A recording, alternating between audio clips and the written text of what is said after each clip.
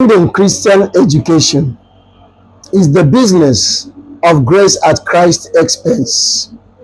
With me, your humble friend Nnamdi Iwuji, handling the topic of the day's discussion titled Acknowledging God's Existence. Welcome to Grace at Christ's Expense.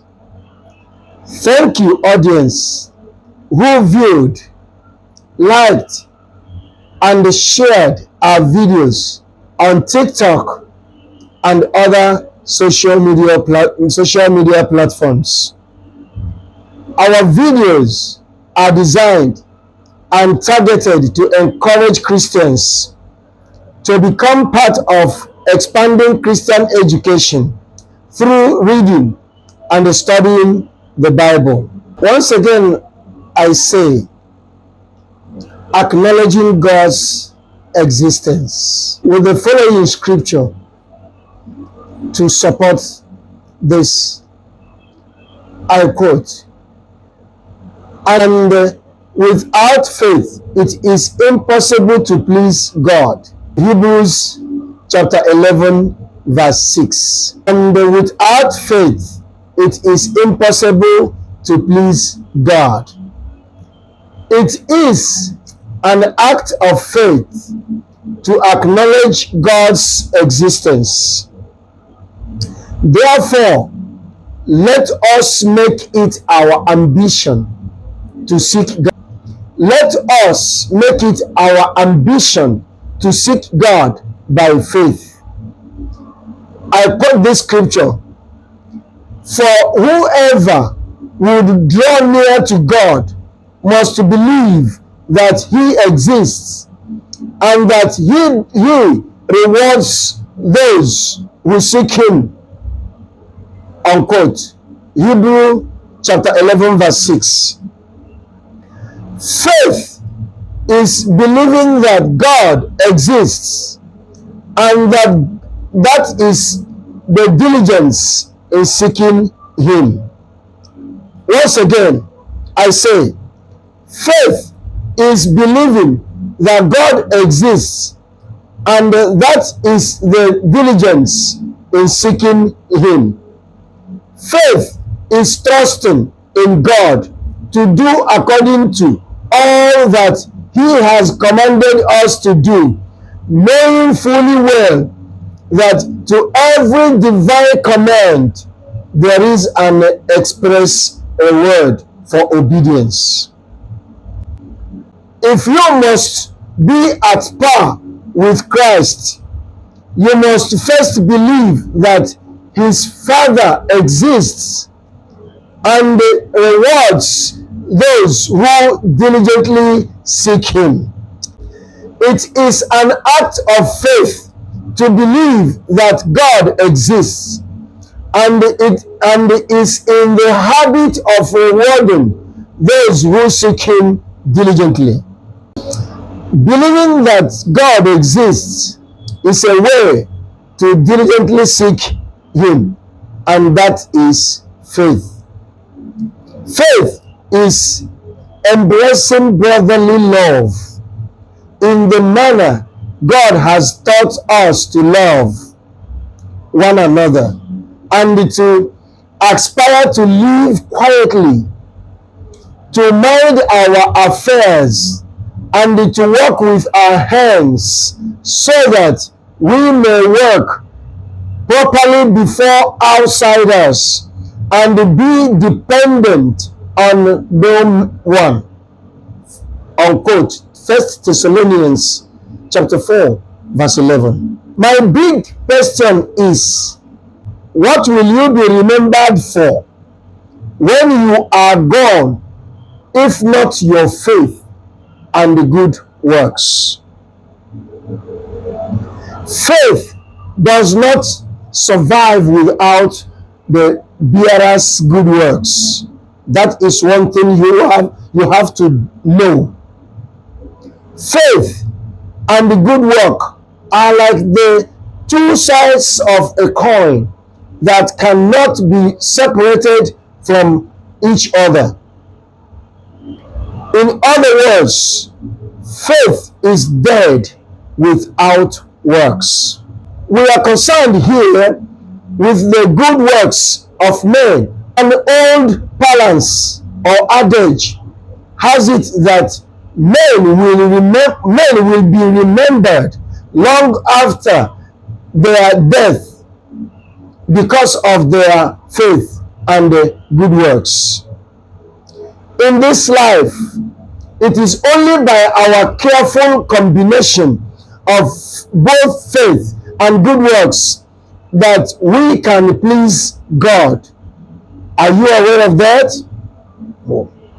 Faith is the architect of good works. In fact, faith leads us to do good works to please God.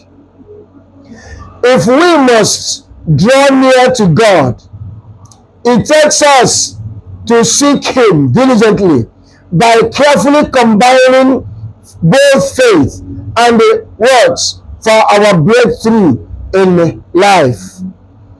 Our knowledge and understanding of God's existence position us strategically for His reward as diligent seekers of Him. Only diligent seeking of God will give us a good reason to live a purposeful life, and this is because faith is the believer's divine woodcutter for a phenomenal breakthrough in life. Diligently seeking God is an act of belief, trust, and the confidence in His existence. God's righteousness means right standing with God, and it comes by faith. Taking a right stand with God takes our faith in Jesus Christ.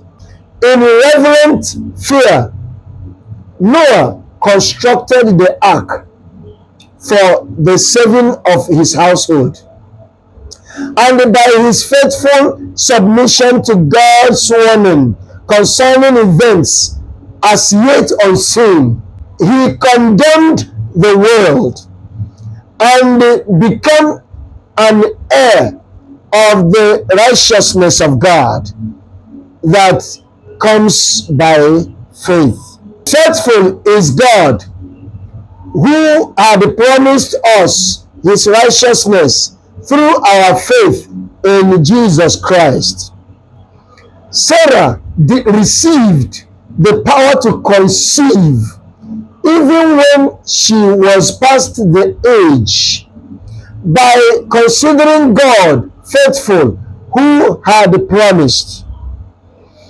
People like Gideon, Barak, Samson, Jephthah, David, and Samuel, and the prophets, through faith, conquered kingdoms, enforced justice, obtained promises, stopped the mouths of lions, quenched the power of fire, escaped the edge of the sword, made strong out of weakness, became mighty in war, put foreign armies to flight.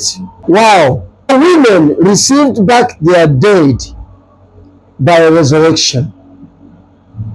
So we are tortured, refusing to accept release, so that they might rise again to a better life. Others suffered mocking and flogging and even chains and imprisonment.